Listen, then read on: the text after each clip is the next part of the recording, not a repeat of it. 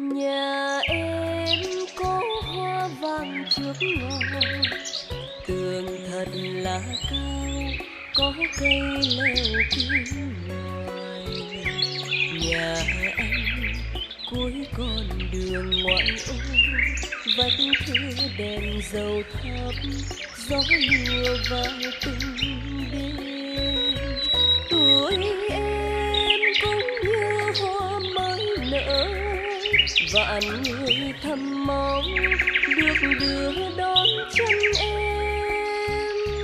Xót xa anh còn trắng tay không, sách đèn nợ chưa dứt nên lần đâm chuôn chiên. Đôi ta đưa đầu sông cuối sông, bao nhiêu cách chờ mình em